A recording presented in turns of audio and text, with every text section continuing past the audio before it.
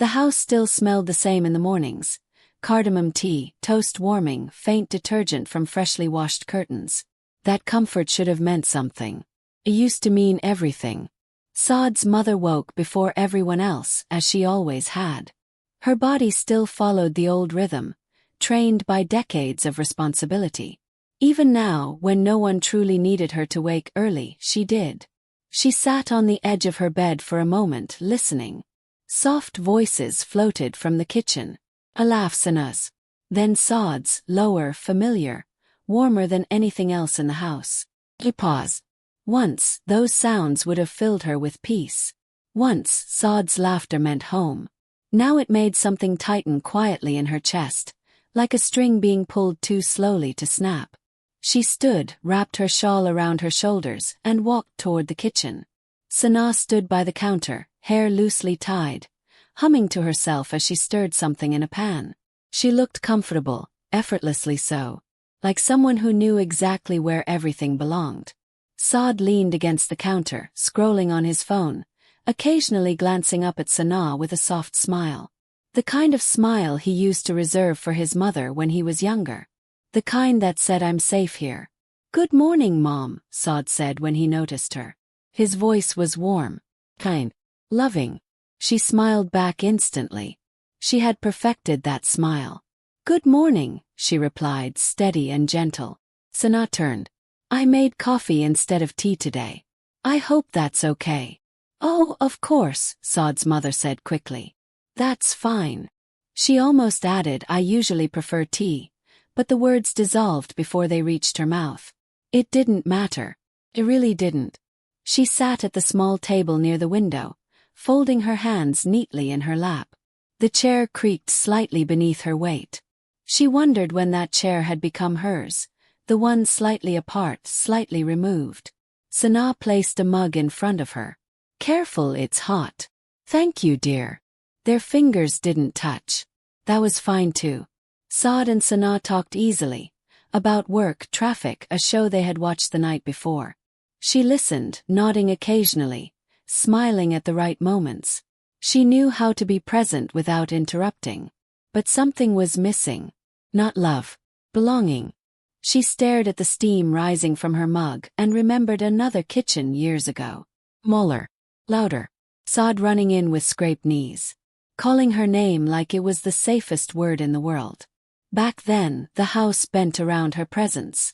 Now, she felt like she was sitting carefully inside someone else's life. "Mom, you okay?" Saad asked suddenly. She looked up. "Yes. Just thinking." He smiled, reassured, and turned back to Sana. That was all. No harm done. No cruelty. Just absence. After breakfast, Saad kissed Sana's forehead before leaving for work. He waved at his mother. "I'll see you later." "Drive safe," she said. The door closed behind him with a soft click. Sana began cleaning, efficient and confident. Saad's mother rose slowly. "Let me help." "Oh, it's okay," Sana replied immediately. "I've got it." The words were polite. Gentle. Final. She nodded and stepped back. In the living room, she sat on the couch and looked around. The cushions had been rearranged. New pillows, ones she hadn't chosen, rested where her old ones used to be. She touched the fabric. This was still her house. But something fundamental had shifted. It wasn't that she wasn't loved. It was that she was no longer needed. And no one tells you how quietly that realization arrives. Doesn't crash in. Settles. That afternoon she stood in her room, holding an old photo of Saad at age 7, front teeth missing, eyes bright. She traced his face with her thumb. "I did my job," she whispered to no one. The room felt smaller than it used to. For the first time she wondered, not with anger, not even sadness, but with calm clarity. If this is no longer my home, where do I belong now? She folded the photo back into its frame and placed it carefully on the shelf. Outside, laughter drifted faintly from a passing car. Inside, the house was very, very quiet. The house moved differently when Saad was gone. Saad's mother noticed it in the smallest ways. How footsteps echoed longer in the hallway, how the refrigerator door stayed closed for hours, how silence no longer felt like rest but like something waiting. She stood in the kitchen later that morning, holding a dish towel she had already folded twice. Sana was in the other room on a call, her voice low but animated. The words blurred together, but the ease in her tone did not. Once, the kitchen had been her command center. Every sound, every smell, every need passed through her. Now she stood there uncertain, unsure what was hers to do. She opened a cabinet. The spice jars were different, labeled neatly, rearranged. She closed the cabinet gently, as though it might take offense. When Sana's call ended, Saad's mother stepped forward. "I thought I'd make lunch." Sana smiled. "Oh, I already planned something light. Saad prefers it this way." Prefers it this way. The sentence wasn't sharp. It wasn't cruel. It simply placed her on the outside of a decision she once would have made without thinking. "That's good," she replied. "I'll just..." She stopped. There was nothing to finish. She sat at the dining table instead, hands folded again. She wondered when folding her hands had become her default position, as if she were waiting to be addressed. She watched Sana move confidently through the space. Every action carried certainty. This is where things go. This is how it's done. There was no room for correction or contribution. Her mind drifted back, uninvited but familiar. Saad at 16, tall and awkward, coming home late from school. She remembered standing right there in the kitchen, asking if he'd eaten. He would shrug, open the fridge, complain there was nothing good. She had laughed then, wiping her hands on her apron. "You never like what's in the fridge," she'd teased. Now the fridge was full, and none of it was hers. That afternoon Sana went out. The house grew still again. Saad's mother walked through each room slowly, as though seeing them for the first time. The living room looked polished, guest ready, almost staged. She stopped in front of a family photo on the wall. One from Saad's wedding. Sana radiant, Saad proud. She stood at the edge of the frame. She hadn't noticed that before. Her own room felt like a retreat rather than a place of rest. Smaller, carefully maintained. She sat on the bed and stared at the wall. The thought came without drama. If I disappeared for a day, would anything change? The question frightened her, not because of its darkness, but because of how calmly it settled inside her. She lay back, staring at the ceiling. No tears came. This wasn't grief yet. It was adjustment. In the evening, Saad returned, energetic and tired all at once. Sana lit up when he walked in. They talked over each other, finishing sentences, sharing glances. "Mom," Saad said between stories, "you should have seen the traffic today." She smiled. "I'm glad you're home safe."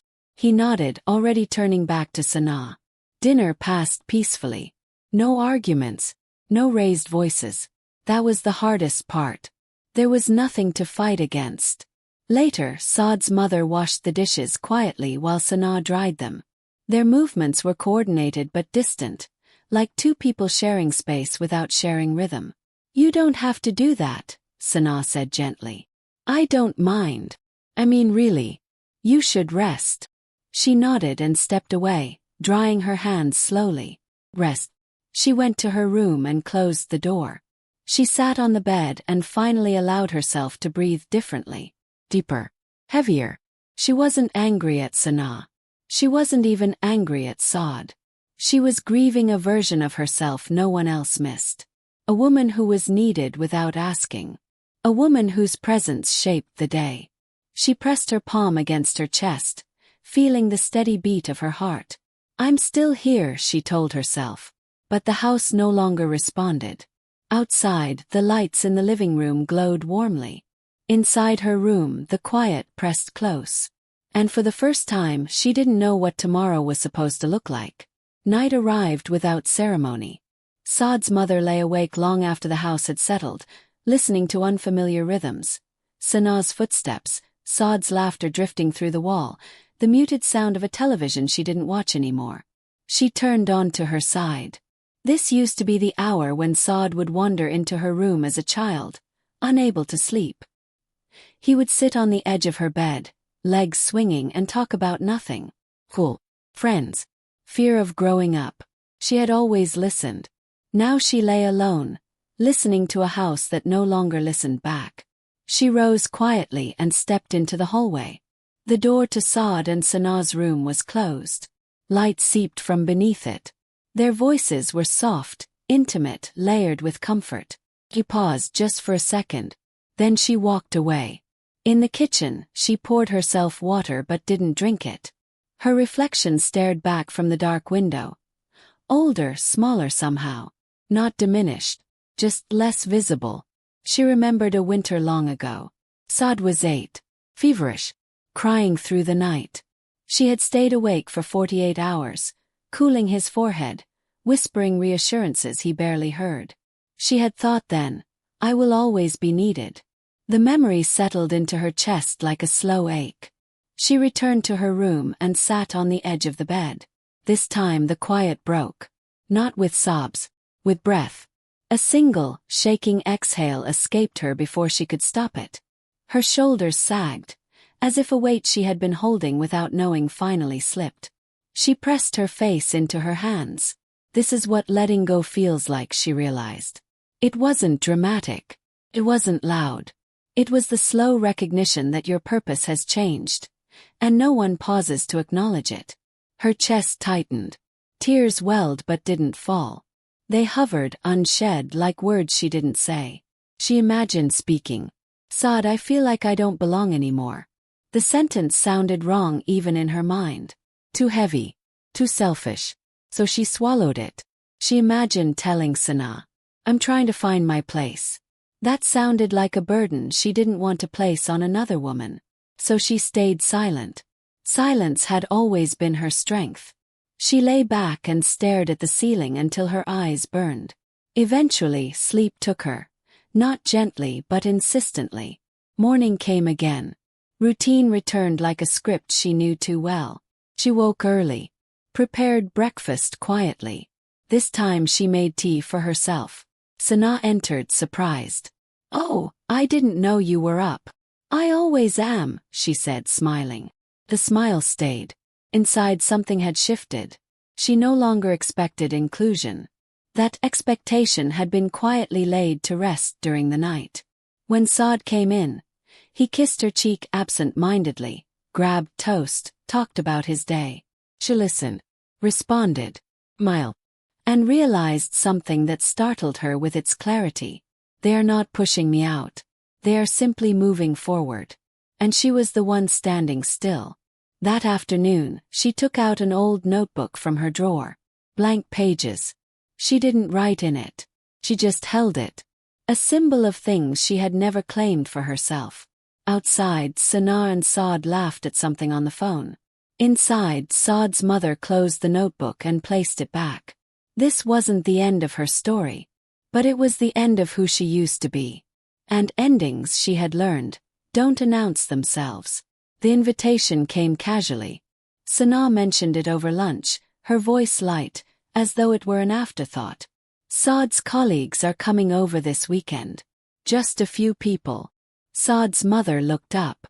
Oh, yes, Sanaa continued, already mentally arranging things. Nothing big. Just dinner. She nodded slowly. That's nice. There was a pause. Sanaa hesitated, then added, We'll handle everything. You don't need to worry. The words landed softly. Too softly. She smiled. Of course. Once, a gathering would have meant planning days in advance. Menus discussed, seating considered, her authority unquestioned. Now it was something happening around her. She wasn't excluded. She simply wasn't involved. That evening, she watched Sanaa make lists on her phone, watched Saad talk excitedly about work stories he would share. They were building something together. She was not part of the foundation. The realization no longer hurt the way it had days ago. Pain had dulled into clarity. On the day of the dinner, she woke early again. Old habits do not disappear easily. She stood in the kitchen, tying her shawl tighter, surveying the space. The instinct to help rose automatically. She pushed it down. Instead, she cleaned her room. Slowly. deliberately, as though preparing it for a version of herself that had not yet arrived. When guests came, she greeted them politely, stepped back gracefully. She sat on the side, smiling when spoken to, silent when not. No one ignored her. No one centered her. She watched Sanaa move through the room with confidence, hosting, laughing, shining. Saad stayed close to his wife, proud and relaxed. And suddenly, something inside her settled completely. Not with bitterness. With finality. She wasn't being replaced. She had already completed her role. Later that night, after the guests left and the house returned to stillness, Saad's mother walked into the kitchen. Plates were stacked neatly. Sanaa was rinsing glasses. "Go rest," Sanaa said kindly. "We'll finish up." He paused. This time she didn't insist. He turned away. In her room, she sat on the bed and removed her shawl, folding it carefully. She placed it in the drawer, on top of other folded things she no longer reached for. She looked around the room. For the first time, she didn't feel like she was hiding in it. She felt like she was withdrawing. She lay down, hands resting on her stomach, and closed her eyes. A single thought rose, calm, unafraid. I can love them without standing in the center. The thought surprised her. It frightened her. It freed her. In the hallway, Saad laughed at something Sanaa said. The sound was warm, full. She smiled into the darkness. This was not rejection. This was transition. And transitions, she now understood, do not ask permission. They simply move forward. Acceptance did not bring peace the way Saad's mother had imagined. Brought space. And space, she learned quickly, can be louder than grief. The days after the dinner passed smoothly on the surface. Too smoothly. Saad and Sanaa returned to their routines. Work, shared jokes, late-night conversations that softened into whispers behind closed doors. Saad's mother moved through the house like a gentle shadow. Present. Useful when asked. Invisible when not. She woke early, but no longer hurried to the kitchen. She sat by the window instead, watching the street wake up. Children waited for school buses. Neighbors watered plants. Life moved forward with a confidence she no longer possessed. When Sanaa joined her one morning, coffee in hand, she smiled brightly. "You're up early again." "I like the quiet," Saad's mother replied. That was true. What she didn't say was that the quiet no longer belonged to her. It merely tolerated her presence. Later that afternoon, Saad came home unexpectedly early. He looked tired, shoulders heavy, eyes distant. "Mom," he said, sinking into the couch beside her. "Work has been a lot." Her heart responded instantly, muscle memory kicking in. She straightened, ready to listen, ready to soothe. "What happened?" she asked softly. He spoke for a few minutes. Deadlines, pressure, people who didn't understand. She nodded, offering small reassurances, careful not to overwhelm. Then Sanaa entered the room. Saad's attention shifted without effort. He repeated the story, this time with more animation, more detail. Sanaa listened, touched his arm, asked questions. Saad's mother sat quietly beside them, the story no longer hers to hold. She smiled. The smile stayed on her face longer than it should have. That evening, alone in her room, she felt the ache settle deeper. Not sharp, not fresh, but heavy. Like something pressing gently but relentlessly against her chest. "I'm still his mother," she reminded herself. But the reminder didn't comfort her the way it once did. She missed being the first place his worries landed. She missed being necessary. The next day she tried something small. She cooked Saad's favorite dish, the one he loved as a child, the one that always brought him back to the table no matter how busy he was. When Saad came home, the smell filled the house. "Oh," he said pleasantly. "That smells good." Sanaa smiled. "I already made dinner plans for us, remember?" Saad blinked. "Oh right. Sorry, Mom." She laughed lightly. "It's fine. I forgot too." That was a lie. She packed the food carefully and placed it in the refrigerator. No one suggested saving it for later. No one needed to. That night she ate alone. The ache sharpened. Not because of rejection, but because of the effort she had made without being asked. Effort she realized no longer guaranteed closeness. She lay in bed, staring at the ceiling, and for the first time allowed herself to ask a dangerous question. What do I do with all this love now? There was no answer. Only the quiet hum of the house breathing around her. She turned on her side and closed her eyes, holding herself gently, as though comforting a child no one else could see. This was the silent ache. Not dramatic, not visible, but persistent, and growing. The ache did not announce itself. It lived in ordinary moments. Saad's mother felt it one afternoon while folding laundry. Sanaa's clothes mixed with Saad's, colors and textures that no longer belonged to her world. She folded carefully, precisely, as though neatness could replace intimacy. Sanaa passed by. "You didn't have to do that." "I know," she replied. "I wanted to." That was the truth. And also the problem. Later that day, Saad sat at the table scrolling through his phone, jaw tight. She noticed immediately. "What's wrong?" she asked. He hesitated. For a brief second, she thought he might open up the way he used to. Then he said, "It's nothing. Just tired." Sanaa entered the room moments later. Saad sighed, rubbed his face. Actually, today was rough. And again, the story shifted away from her. She sat there, hands folded, listening to a version of her son she was no longer the primary witness to. That night, lying in bed, she stared into the darkness and admitted something she had been avoiding. She didn't want control. She wanted reassurance. Not attention, acknowledgement. She wanted someone to notice that she was trying very hard not to ask for anything. The realization hurt more than loneliness. Because she had always been the strong one. Dignity, she learned, was a lonely companion. She carried it carefully, like a fragile object that might shatter if she complained too loudly. When neighbors visited, they praised Sanaa's grace, her energy, her warmth. Saad's mother smiled and agreed. She meant it. But every compliment felt like a reminder that admiration had shifted lanes. One afternoon, she met an old friend for tea.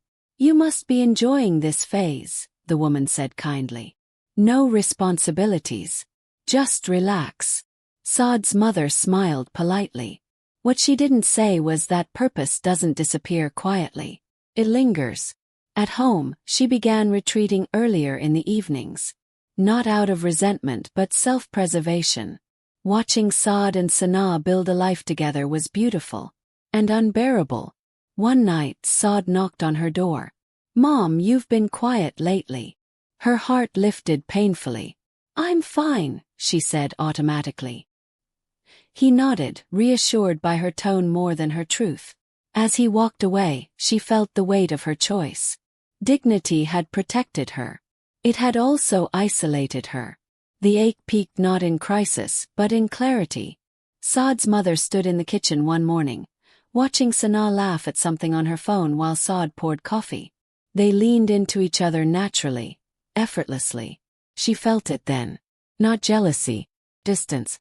She was no longer inside the circle of emotional reflex. She was outside, still loved, still respected, but no longer essential. And strangely, understanding this hurt less than resisting it. That night, she sat alone and whispered words she had never said aloud. "I did my part." The sentence settled gently. She wasn't being erased. She was being released. But release did not mean relief. It meant grief with no audience. She lay down, hands folded over her chest, breathing through the ache. Tomorrow she would smile again. Tomorrow she would be kind again. But tonight, she allowed herself to feel the full weight of loving deeply, and being needed less. This was the silent ache. And it was now fully awake. After the ache came something unfamiliar. Stillness. Not peace yet. But not the constant weight either. Saad's mother noticed it one morning as she sat by the window, tea cooling in her hands. The ache was still there, but it no longer demanded all of her attention. She had learned its shape. The house continued as it always did. Saad left for work. Sanaa followed shortly after. Their lives flowed forward with momentum, with plans that extended beyond the walls of the home. And for the first time, Saad's mother did not feel the urge to follow that momentum. He stayed seated. She let the morning be hers. It startled her how unfamiliar that felt. For decades, her days had been shaped around others' needs, schedules, crises large and small. Now, when no one needed her urgently, she had to decide what to do with the empty spaces. At first, the spaces frightened her. Then, slowly, they began to feel like rooms she had never entered before. She started small. She reorganized a drawer, not because it needed it, but because she wanted to. She reread old books she had once put aside. She lingered over tea instead of rushing through it. These were not acts of rebellion. They were acts of quiet reclamation. Love did not disappear when her role changed. Softened. Saad still mattered deeply. Sanatu. Their happiness still reached her, still warmed her. But it no longer demanded that she stand at the center of it. One evening, Saad came home excited about a promotion opportunity. He spoke quickly, energy buzzing through him. She listened from the side of the room, smiling. Sana asked the questions now. Sana held his worry and his pride. Saad's mother watched it happen with a strange mix of emotions. Loss, yes, but also admiration. Sana was good to him. That mattered more than her own absence. Later that night, she sat alone and realized something quietly revolutionary. I don't have to be witnessed for my love to be real. She began doing things without announcing them. She packed Saad's lunch once a week. Not daily. She left notes only when she felt like it. She prayed for them silently instead of offering advice aloud. Her love moved into the background. Not smaller, just quieter. And quieter, she discovered, could still be powerful. As weeks passed, she formed rituals no one else noticed. Every afternoon, she walked to the park nearby and sat on the same bench. She watched people live their lives. Parents chasing toddlers, couples arguing softly, elderly men feeding birds. No one needed her there. And that was the point. She wrote occasionally in the notebook she had once only held. Short sentences. Observations. Memories she didn't want to lose. Not for Saad. For herself. Sometimes she wrote about the past. Not with longing but with respect. Other times she wrote about nothing at all. In the evenings, she listened to music she used to love before life became loud. These rituals did not fix the ache. But they gave it somewhere to rest. There were moments when the old instinct surged back. A disagreement between Saad and Sana. Stressful day. A silence that felt too heavy. She noticed the urge rise. To step in, to smooth things over, to reclaim usefulness. Sometimes she did step forward. But carefully. She spoke less. Was more. Offered support without direction. And when she felt herself becoming invisible rather than simply peripheral, she adjusted. She learned the difference. Invisibility hurt. Peripheral did not. One evening, Sana thanked her for something small. A suggestion, a kindness. The gratitude was simple. It was enough. Saad's mother smiled, genuinely this time. She was no longer trying to earn her place. She was choosing how to occupy it. The understanding arrived quietly, as most truths now did. She stood in the doorway one night, watching Saad and Sana talk softly in the kitchen. Their heads leaned together. Their laughter was easy. She felt love rise in her chest. Not sharp, not aching, just present. She realized then that love did not have to mean proximity. Could exist at a distance. It could observe without interfering. It could remain steady without being fed daily by reassurance. She stepped back into her room and closed the door, not to withdraw but to rest. For the first time in a long while, she did not feel like she was losing something. She felt like she was becoming someone new, someone who loved deeply, and did not disappear in the process. The storm did not arrive loudly. It arrived disguised as a small moment, so ordinary that no one else noticed it. Sana mentioned it while scrolling through her phone. My parents are coming to stay for a few weeks. Saad looked up. That's fine. Saad's mother paused. Few weeks. No one looked at her when the words were spoken. No one asked if it would be all right.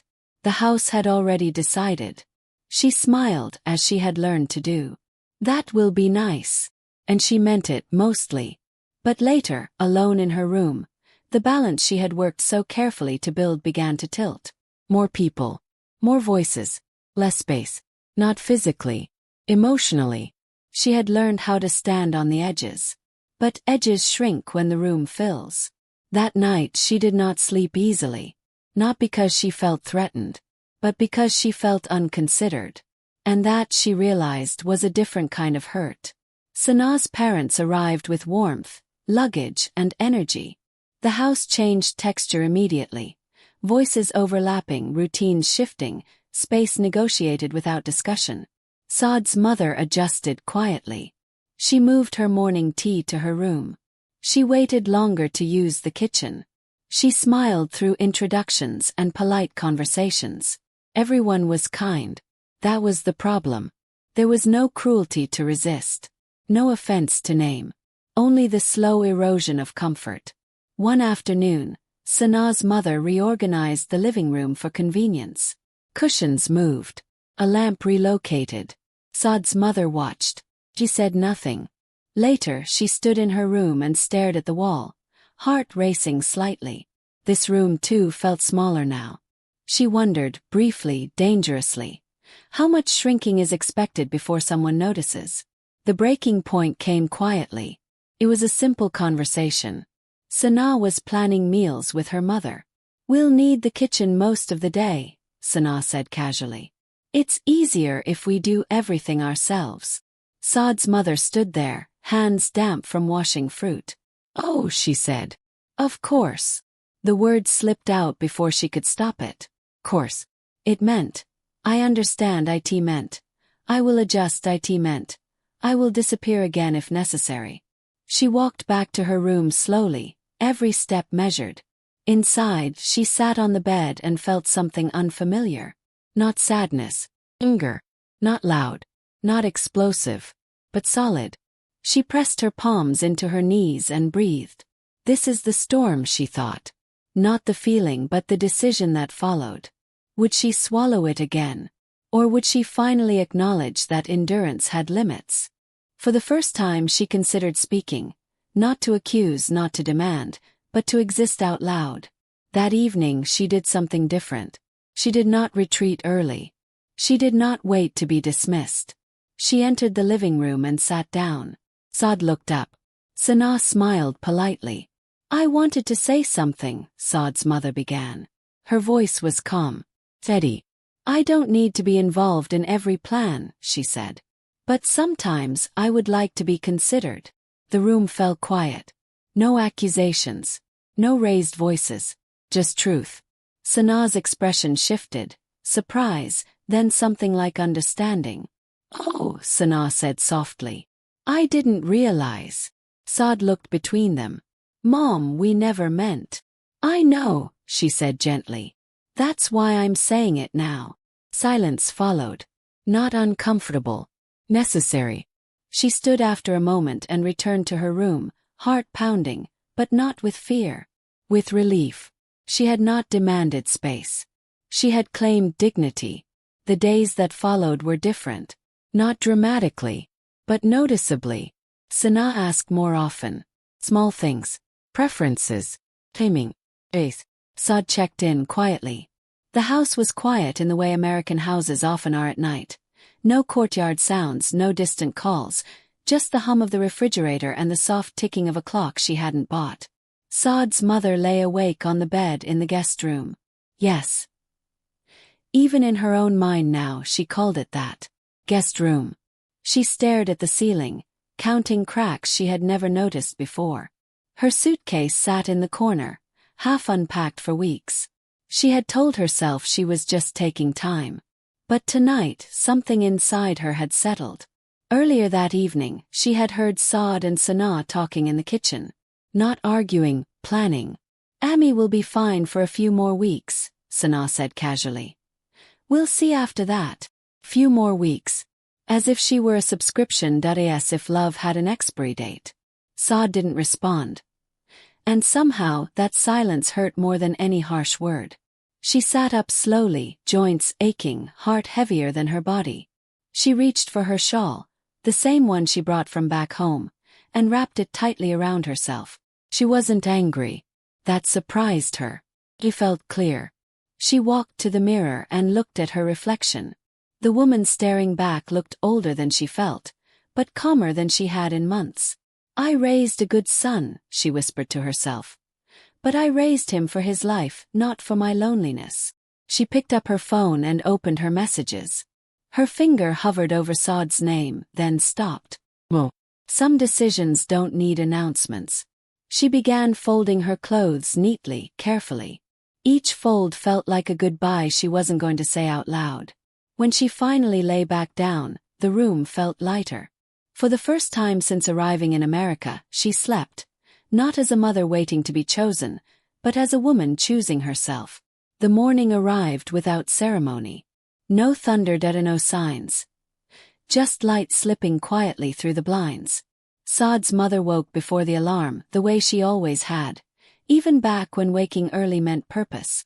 She sat on the edge of the bed, listening to the house breathe. The refrigerator hummed. Pipes clicked softly. Somewhere upstairs, Sana turned in her sleep. No one needed her yet. And somehow that made everything easier. She washed her face, tied her hair neatly, and dressed in simple clothes, the kind she wore when she wanted to disappear into dignity. The suitcase stood by the door now, fully packed. Not heavy. She hadn't brought much to this house. Mostly expectations. She walked into the kitchen. The counters were clean. Sana liked them that way. A small note lay near the coffee machine, written in Sana's handwriting. "Please don't use the steel cups. They scratch." She smiled faintly. Not bitter. Just aware. She brewed tea the way she always had, carefully, patiently, then stopped herself halfway. Why make tea when no one would drink it with her? She poured the hot water into the sink and rinsed the cup. At the dining table, she sat down and took out a folded piece of paper from her pocket. She had written the note last night, slowly, choosing words that wouldn't accuse. "You don't have to worry about me anymore. You never really did, I just forgot that for a while. Take care of your home. And be kind even when it's uncomfortable. Love, Emmy." She placed the note where Saad would see it, under his keys. She knew his habits. Mothers never forget those. The front door opened with a soft click. She stepped outside. The air was cold in a way she wasn't used to. America had a different kind of cold. Quiet, distant. Not like home where cold came with noise and people in chai stalls. She stood on the porch for a moment and looked back. This house had given her shelter. But not belonging. And that was okay. She pulled her shawl tighter and walked toward the waiting cab. Sana woke first. She stretched, checked her phone and walked downstairs. The house felt normal. Maybe even lighter. She noticed the suitcase was gone. "Oh," she said softly. She must have gone for a walk. Saad came down a few minutes later, tying his tie. "Amy up already?" he asked casually. "I guess," Sana replied, pouring coffee. She didn't say anything. They went about their morning. Until Saad reached for his keys. The note slipped onto the counter. He froze. He read it once. Then again. His chest tightened in a way he didn't recognize. He looked around the kitchen, the clean counters, the quiet chairs, the untouched teacups. "She left," he said, voice low. Sana paused. "Left where?" Saad didn't answer. Because for the first time he realized something terrifying. He didn't know where his mother belonged anymore. Saad's mother sat by the window of the bus, watching the city blur past. She didn't cry. She felt something steadier. Freedom doesn't always feel like happiness. Sometimes it just feels like space to breathe. She rested her head against the glass and closed her eyes. For the first time in a long time, she wasn't waiting to be needed. She was simply moving forward. Regret doesn't arrive loudly. It slips in quietly, after the door has closed, after the choice has been made. Saad stood in the kitchen long after Sana left for work. The coffee had gone cold. The note lay folded in his pocket now, creased from being opened and closed too many times. You don't have to worry about me anymore. He had always believed that sentence meant freedom. This morning it felt like abandonment, not of him but by him. He tried calling her. Once. Straight to voicemail. Her old phone. He had meant to upgrade it. He had meant to do a lot of things. Sanaa sat at her desk staring at her screen. Numbers blurred together. For the first time since marriage, the quiet she had worked so hard to protect felt loud. Her co-workers chatted nearby. Someone laughed. Someone complained about traffic. She opened her lunchbox and stopped. Inside was a neatly folded napkin, the kind Saad's mother used. Under it sat food she hadn't packed herself. She closed the lid quickly. This wasn't guilt. Not yet. It was something worse. Recognition. Saad drove through the city with no destination. He checked old addresses in his phone, distant relatives, an old family friend from the mosque, even a motel he once booked for a business trip. Nothing felt right. She wouldn't want to trouble anyone, he whispered to himself. That's when it hit him. She had always arranged her own inconvenience quietly. Her phone rang as the bus slowed near a small terminal. She looked at the screen. She didn't answer immediately. Not to punish him, but because she needed a moment to decide who she was in this conversation, a mother asking to be chosen or a woman setting a boundary. She answered on the third ring. Amy. Saad's voice cracked. Where are you? I'm safe, she said calmly. That word again. Not home. Not with family. Please tell me where you are, he said. I'll come get you. She looked out the window. People moved with purpose, bags in hand, lives in motion. No, she said gently. You won't. There was silence on the line. I need to stay somewhere for a while, she continued. Somewhere I don't have to explain myself. Saad swallowed. Did we do something wrong? She closed her eyes. You didn't do anything, she said. And that's what hurts.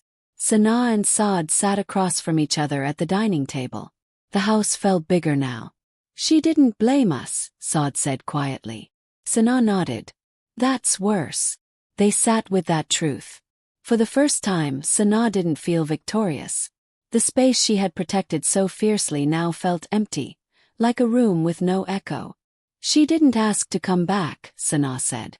Saad shook his head. No. And in that small moment, both of them understood. Love doesn't leave in anger, it leaves when it realizes it is optional. Saad's mother unpacked slowly in a modest rented room. Bed. Lamp. Window. Enough. She placed her shawl on the chair and sat down. She wasn't waiting for a call. If it came, it would have to meet her where she now stood. Not as someone seeking permission, but as someone at peace.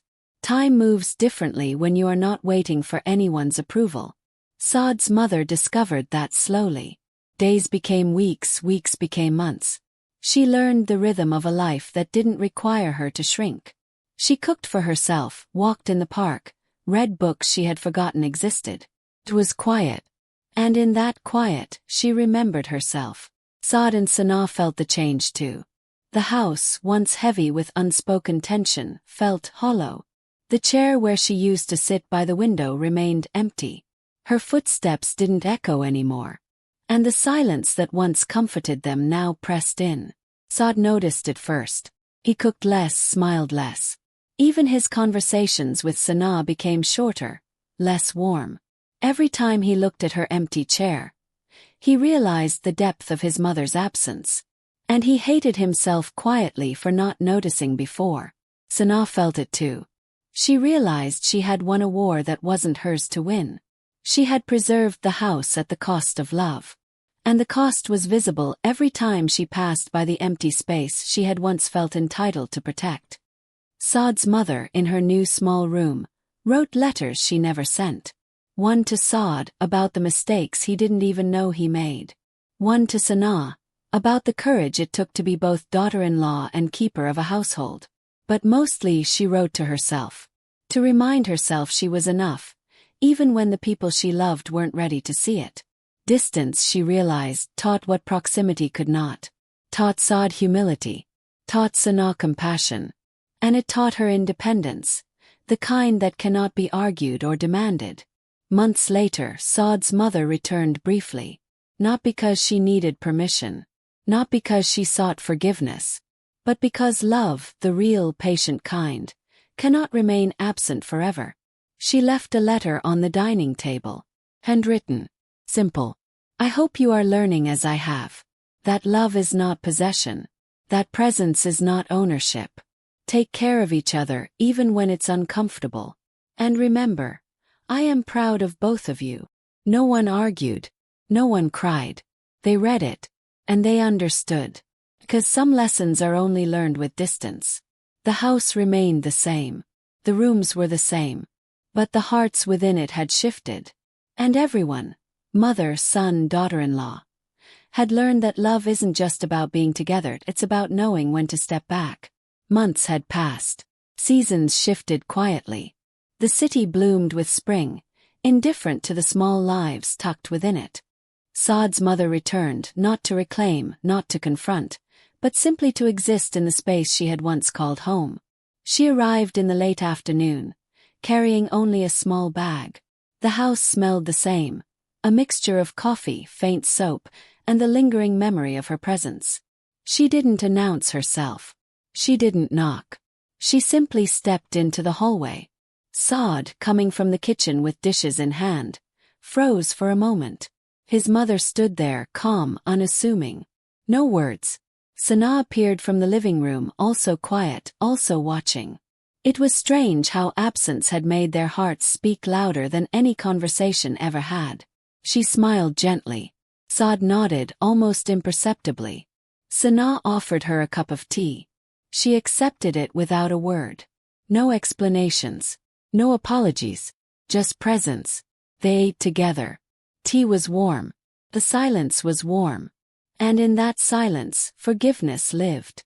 Later they sat in the living room. Saad's mother looked out the window at the garden she had once tended. The roses had grown, the grass had changed. Sana placed a hand over Saad's, a silent gesture of shared understanding. Saad's mother caught the glance.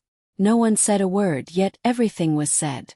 Some reunions do not need speeches. Some connections do not require explanation. Some hearts understand by simply being seen. By nightfall she returned to the guest room, her temporary room, but this time it didn't feel like exile. Saad came to her door. "Would you like some company?" he asked quietly. She shook her head, smiling. "No, I'm okay here." It was the first time in months she had said it. And it was true. They all realized something fundamental. Love that is patient, respectful, and distant when necessary, is love that lasts. That night, Saad, Sana, and his mother went to bed carrying peace in their own ways. The past months of tension, misunderstanding, and quiet suffering had taught them more than words ever could. Sometimes the loudest reconciliations happen in silence. And sometimes the deepest love is shown not by staying, but by knowing when to let go and when to simply be there. Time had a different rhythm now. The house no longer felt like a battleground of unspoken rules or a stage for guilt. It had shifted into something quieter, calmer, where everyone could exist without shrinking or overextending themselves. Saad's mother woke up early, as she always had, and prepared breakfast for herself. She didn't announce it. She didn't wait for anyone's approval. The smell of toast and tea floated gently into the hallway. Sana came down first, still in her robe, rubbing sleep from her eyes. She smiled faintly at the aroma. "Morning," she said. "Morning," Saad's mother replied softly. No tension. No hidden messages. Just simple, honest greetings. Saad appeared last, tying his tie, his movements calm. He poured himself a cup of tea and sat at the table. For the first time in months, it didn't feel like anyone was trying to win a household. Felt like home. The balance they had all been seeking came in small ways. Saad's mother quietly tidied the living room, leaving it as it was, not claiming it. Sana cooked for the three of them, remembering that her strength was in hospitality, not control. Saad started leaving little notes of appreciation. Small, thoughtful reminders that he saw both of them. No words were wasted. No apologies repeated endlessly. Love had become action without expectation.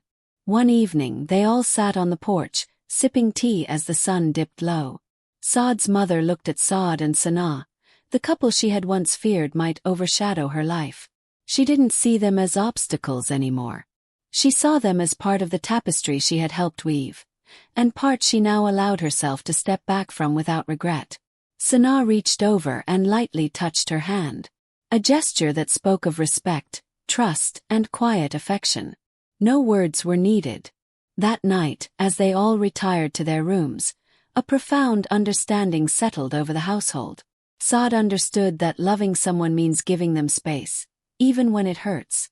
Sanaa realized that compassion is stronger than control, and empathy stronger than pride. His mother recognized that her love had room for everyone, and that stepping back didn't diminish it. They had all learned the most important lesson. Love is not possession. It is presence, respect, and understanding. The house no longer demanded anyone shrink. Simply allowed all of them to grow. Some stories don't end with grand gestures, tears, or dramatic confrontations. Sometimes they end with quiet mornings, gentle smiles, and the unspoken promise that everyone will continue to care for each other. Without claiming, without needing, simply being together in balance. And in that balance they all found peace. If you're feeling this story, hit subscribe for more emotional life reflections.